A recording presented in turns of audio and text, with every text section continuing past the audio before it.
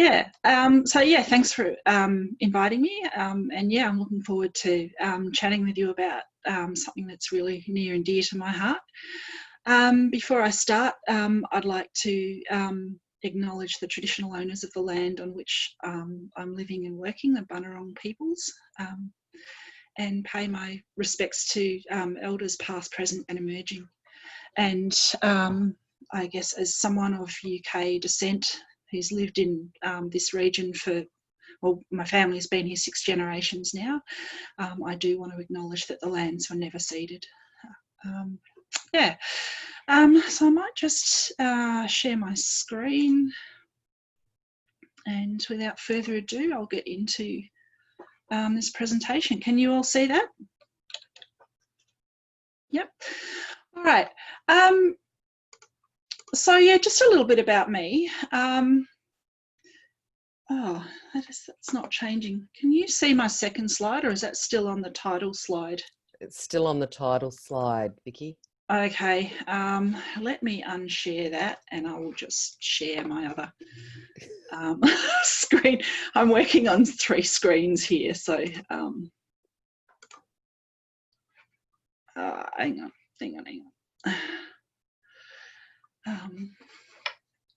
Bear with me.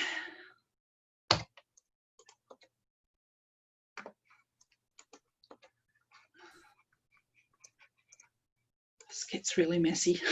That's all right. Don't be stressed. Take your time. Sharing the wrong screen. See, Vicky, this is what I was saying earlier, that the complexity of doing the 3 screen. How's that? Can you see that now? All we're getting is your desktop now. Now can you see it? Yes. And my second slide there, did you see that change? Yep, okay. It's not, all right, we haven't got you on full screen. We've still got the slides down the side as well, but if that works for you. Yeah, all right. Just promise me you won't cheat and look ahead, and it's all good. It's all good. So yeah, look, I'm a musician. I started out life thinking I was heading for a career in an orchestra, and got to the end of my undergrad degree and went, yeah, not the life for me.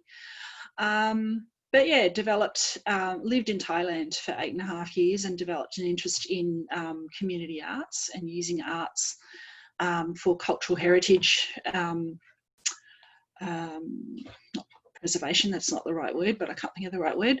But I guess revitalising cultural heritage in contexts of rapid change, you know, like the Asian tiger economies of the 90s, and helping people to, you know, maintain that connection with their heritage, and from there started thinking about other applications of arts to community development and more recently peace building. So as Michelle said, I lecture in the development program at Deakin, and arts-based community development, conflict transformation, that sort of thing. That's my main area of research interest. So tonight I just want to run through a little bit of theory and evidence around arts-based approaches to CD and peace building, and then share a case study with you from my recent work in Myanmar, and then draw out some conclusions about arts, using arts with communities. So what can arts achieve in peace, you know, peace and CD work?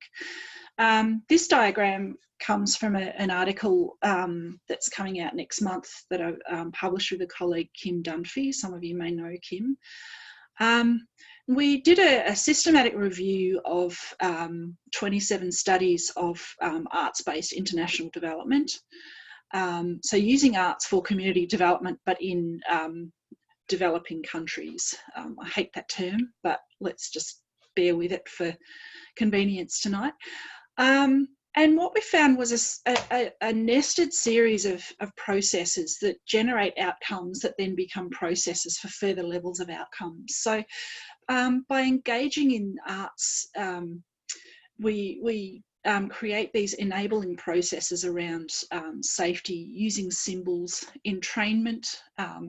Entrainment is simply, you know, if you think of someone playing a piece of music and you start to move in time to the music, and that can be powerful in peace building in particular. And building shared experiences and the like. And I think a really important part is, you know, that community arts should start with from a point of low skill level to allow, you know, people to be able to participate, whether they've had the luxury of, you know, elite arts training or not. But those processes then generate a series of outcomes around fun, pleasure, skill development, creativity, emotional expression, that are great outcomes in and of themselves, but they can then become processes by which people develop problem solving, critical thinking, cultural healing and new insights that can then lead to another layer around, you know, income generation and the like. So that's a piece of evidence that came out of that lit review, as I said. So there's a small body of evidence around arts in community development and peace work, and there's not a huge amount of evidence, but what we're seeing is that there is potential to use arts to create positive social change. And how change happens. This guy Lewin was actually a social psychologist, and back in the 1930s he developed this model. And up in the top corner you'll see, you know, the cyclical thing, and change that he posits in a social setting, you know, in cultures is happening continually. But for the purposes of this discussion, I've broken it out into a linear model of change. So in any social setting, there's a steady state where, you know, we have our attitudes and our normal and accepted behaviours that, you know, and everyone just goes about daily life using them. But then something happens that jars that, and suddenly we see that something isn't working, and that unfreezes an attitude or a behaviour and creates the opportunity for us to change that and then refreeze that into a new steady state. And if we think about the potential of the arts in this change process, the arts can create what we call a liminal space, and that simply means a space outside of everyday life. So if you think, and it came from, you know, anthropological literature around studying tribal cultures and rituals and rites of passage.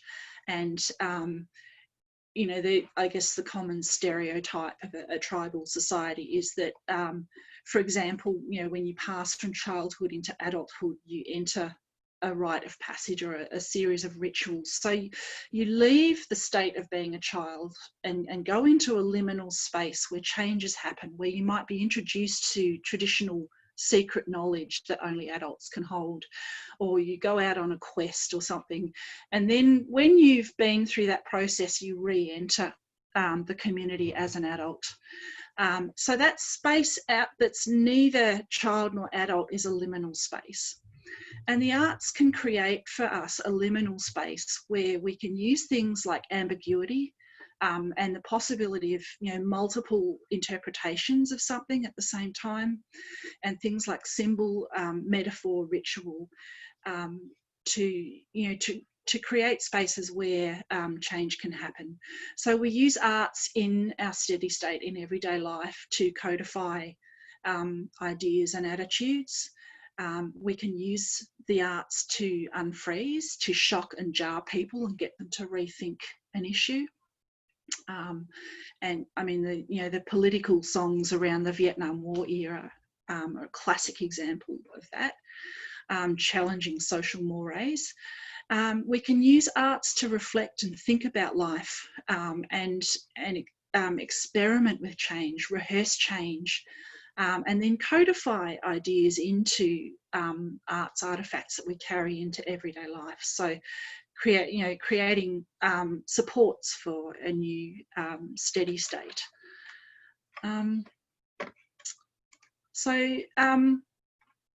I just want to talk.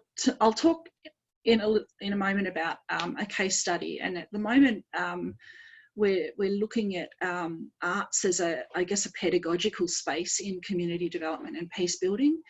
So just a little bit of adult learning theory. Adults learn most effectively when the tasks and ideas are immediately relevant. And Kolb and Kolb talk about experiential learning as being an important process for adults to go through to learn new stuff effectively. And they talk about experiencing something and then reflecting about it, thinking, and then acting in a new and changed way as a result of that that new knowledge. And the literature on adult learning is increasingly talking about the key role of emotion in learning and memory. Human beings are not primarily rational beings, as economists and others would have us think. We are emotional beings first and foremost, and we have to connect learning experiences with emotion to make them really deep and memorable. Metaphor and symbol are likewise important in learning, and obviously they're daily bread, so to speak, of arts activity. Metaphor and symbol can be tools for contemplating similarities. They help us to link cognitive, emotional, and imaginative functions. So we can use them, to create those connections with emotion and link that with rational thought and start to work our way through difficult or sensitive issues through metaphors. Metaphors establish mental models. They actually shape the way we think. I've been doing a lot of reading at the moment around there's a vast literature on metaphor, and a lot of studies over the last 10, 20 years have shown, so cognitive psychology studies have shown that metaphor and symbols aren't just this thing that's sort of off to the side of literal thinking, but we think in metaphors. So they shape the way we think and therefore the way we act. Again, we use them for that emotional connection to ideas. And they give us agency in a learning context where we can reflect on sensitive topics at a safe distance. So, for example, talking about conflict and issues of conflict, we can talk about it out there, and we're not talking about me as a weak or failed person who's participated in a conflict. It's a symbol, it's a thing out there. So it creates that safe space that's absolutely crucial to working through some of these sorts of issues. So I want to stress at this point that we often hear people talk about the arts as, or the power of the arts to cure the world and promote world peace and fix everything. And I just want to stress that the arts is not a cure-all. It's not a panacea. The literature suggests, particularly in community development and peace building settings, that it plays an augmenting role to other activities, which is partly why we've cobbled peace building into a CD project, which I'll talk about in a moment. Another limitation is that the arts seems to work at that micro level, and there's a lot of people talking about whether we can scale up arts-based community development and peace building, and my sense is that we can't. It needs to take place in those small, intimate settings where human beings talk deeply about issues together. And, we need to remember that arts can promote conflict and misinformation as much as it can promote peace and social harmony and connection. So it needs to be carefully thought through and sensitively facilitated. So just before I dive into the case study, I just want to briefly throw up these skills that and this has come out of the literature around conflict and conflict transformation. These are some of the things that we need to develop to move forward in peace building, in contexts where there's been long-term or intractable conflict. So I think settings like, the Israel-Palestine issue, Northern Ireland, and, lots of settings in Myanmar.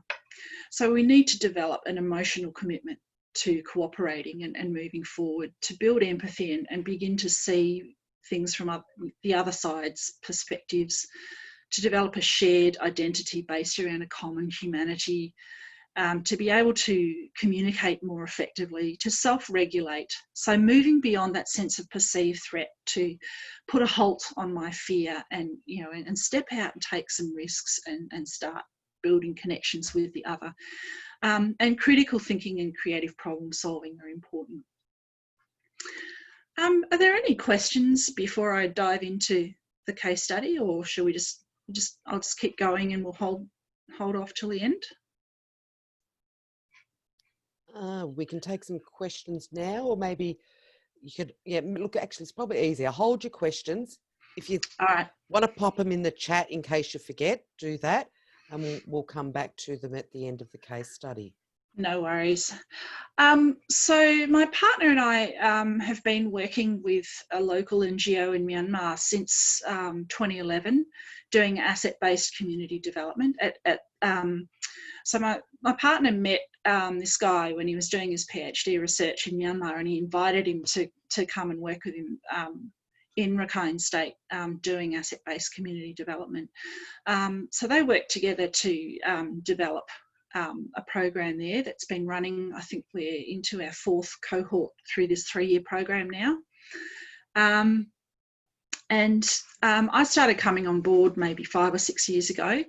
And we realised that in the context of Rakhine State, and I can tell you a little bit more about that context in a moment, but there was no point trying to do community development unless we addressed the conflict dynamics. Because as soon as we were seeing gains in communities, they were being undone by the fighting. So, so Rakhine State is, if any of you have heard of the Rohingya Muslims, that's where they're emanating from. It's the westernmost state of Myanmar. It's along the coast, bordering up along the side of Bangladesh. The poorest part of the country, on par with the poorest parts of Africa in terms of deep poverty.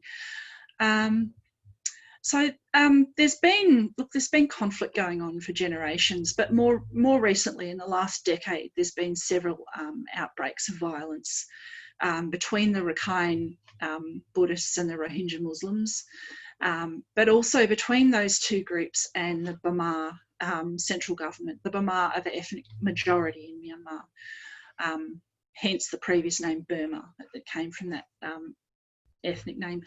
So, so yeah, we've been running this ABCD program since 2011 now. It's a 3-year program where the local NGO over there goes and they visit a bunch of villages and they talk about the program.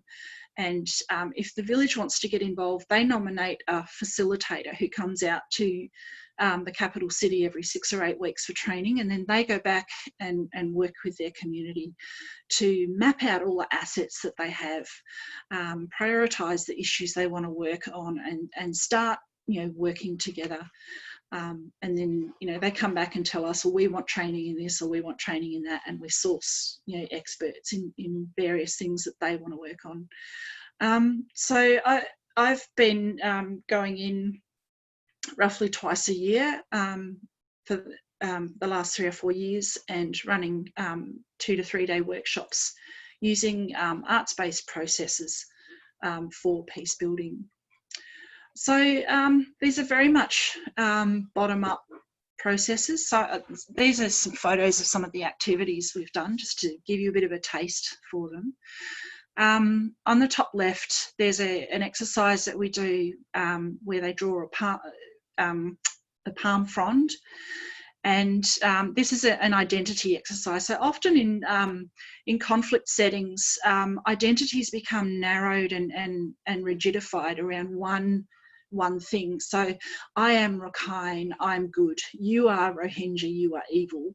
And that becomes the dominant narrative around identity. And part of peace building is about breaking open that identity and helping them to see the multiple identities they have, and seeing those multiple identities as points of connection with the other. So that palm leaf activity was about exploring the multiple identities that they have. And then in the middle, aspects of their identity that they have in common with other people. And then we go through a process of putting the leaves together to form a tree, of community, and we start working with metaphors around community, and then from there build to the common humanity, the shared things that we have with the other side of the conflict. Everyone wants the best for their kids, everyone wants to live in peace, everyone wants a good life, things like that. So that's one of the activities we use. In the centre at the top is a poetry exercise that we do that actually reflects on that palm leaf exercise, where they go away and they write a few sentences and on their own, and then they come back and they pick the nicest couple of sentences and get into groups and then put those sentences together to form a poem. So that's a really simple poetry exercise, and it gets them into writing poems. And as a musician, I started out doing music-based stuff primarily, and realised that poetry is really, really big in Myanmar. So we started incorporating poetry, and then explored storytelling and comic strips and excuse me, a range of activities. So this is a multi-arts approach. So the bottom left is a lolly sorting exercise. Again, I bought about $40 or $50 worth of lollies from a shop here in Melbourne before I left, and I've run this exercise a couple of times. Just all different shapes, sizes, textures, flavours, colours, and they have to sort them one way, and then I push them back into the middle, and they have to sort them another way, in as many different ways as they can. And then I get them to stand up in the room, and we sort people into different groups. And again, it's another way of reinforcing the multiple identities that we have, and ways of connecting with other people. And the bottom right there is just some hats that I use for a story about a good man, and I wear the white hat and I talk about how this man was good, and then I take it off and I put the black hat on and talk about some bad stuff that he did, and then I take that off and put the middle one on, which is meant to be a mottled white hat, and talk about how he's good and bad. And I used that story particularly after the violence in 2016-17, when hundreds of thousands of Rohingya were expelled into Bangladesh, and there was just unbelievable violence. Have I got 5 minutes left? Oh dear, in a hurry. And I went over there thinking, what on earth am I going to give them? What have I got to say? And we just spent some time on psychosocial healing, and this became one of the key activities that we talked about, the idea that there's good and bad in everyone. So just quickly refreshing your memory on that list of skills, I just want to run through some skills now, and show you how they've developed through the program.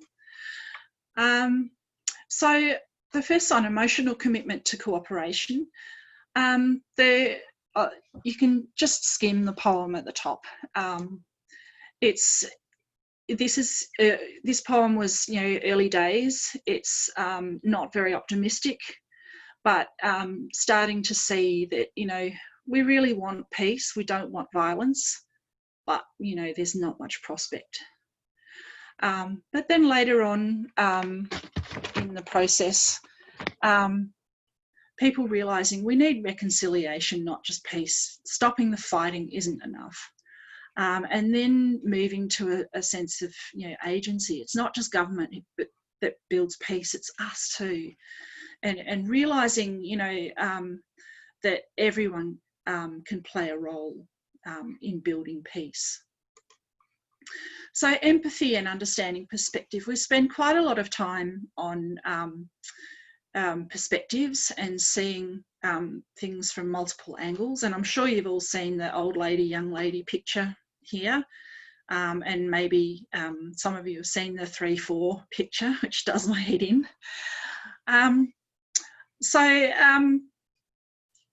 At the top, there's just a rough translation of a song that one group wrote about, you know, a kid who, and this was in a session where we were actually working on advocacy, but, you know, they used the picture of a kid who couldn't afford uniform and hence couldn't go to school, and is crying because his friends are going to school and he's missing out. And, you know, when the group performed this song, the guy that was translating for me nearly burst into tears. He was translating the song for me and he had to actually stop and compose himself before he went on. So it really hit the mark. We do empathy role plays where they have to, I should say this is an intra-group program, so working only with the Rakhine at this point, although our new cohort that started a year ago, we're now working with pairs of Buddhist and Muslim villages. But this data is from a Rakhine only group. So we actually made them act out daily life from the perspective of, you know, a Muslim woman. So thinking about gender, thinking about being a Muslim in a, you know, Buddhist majority area and what that means. So they had to, you know, figure out and, you know, and how difficult life is, and yeah, so we started developing empathy that way. And, you know, those, we won't read all of those quotes, but straight after the violence in 2017, when I went in and did a workshop, they started off in our check-in circle in the morning saying, we want genocide, we want the Muslims out of here, we don't want to see them anymore. And by the end of that first day, they were saying things like, I learned that even though we're still in conflict, we can love them.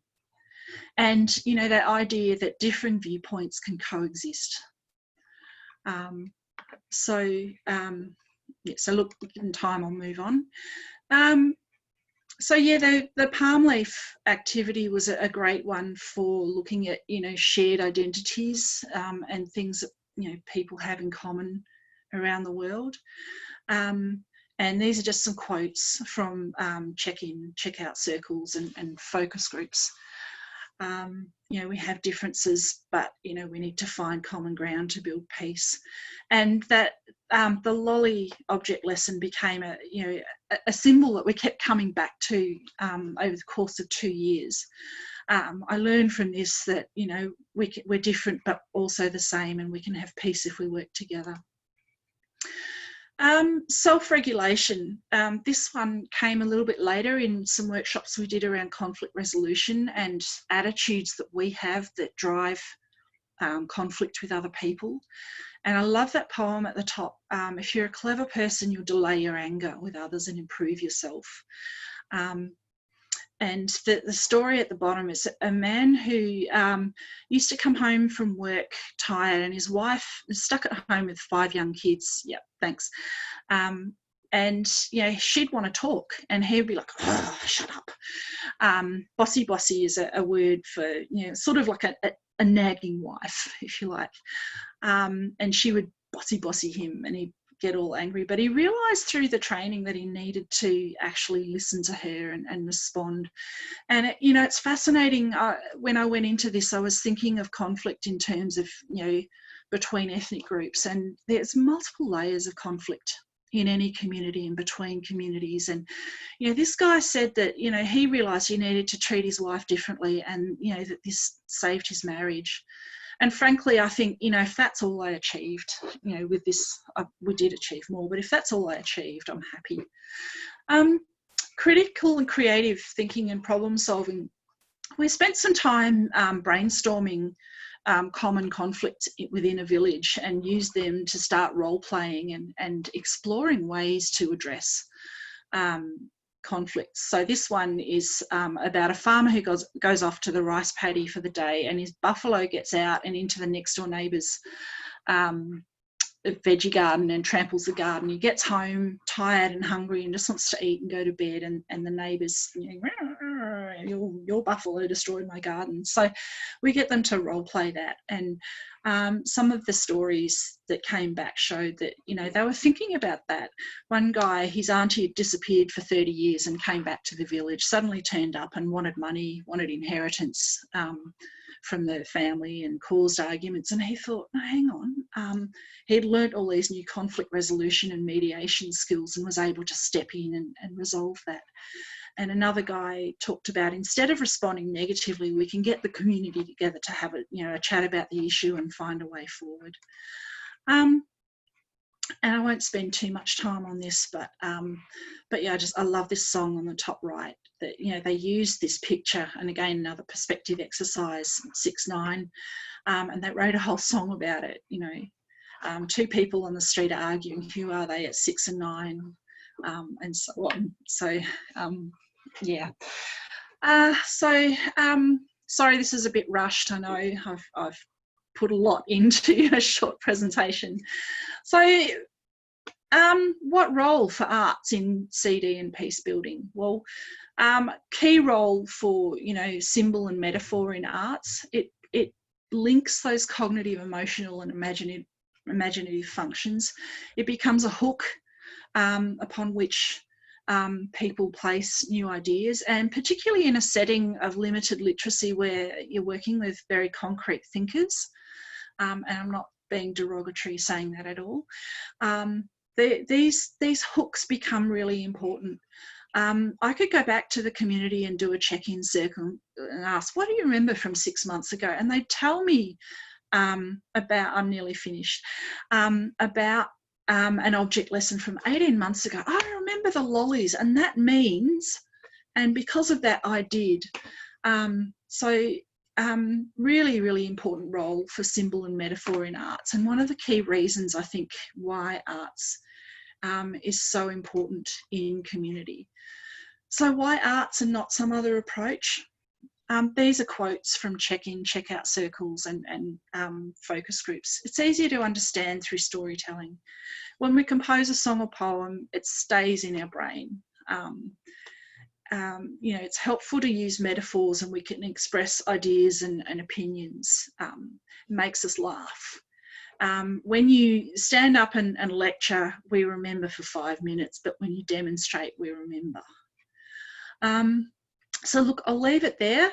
Just wanted to quickly plug, I convene a network of people who are practitioners and academics interested in arts or sports-based community development. It's a whole story behind why I bring those two together, but I think the two areas rarely talk but can learn a lot from each other. So we've put this network together. It's free to join. It's for information sharing and exploring potential collaborations. That point about Australian based only is no longer true.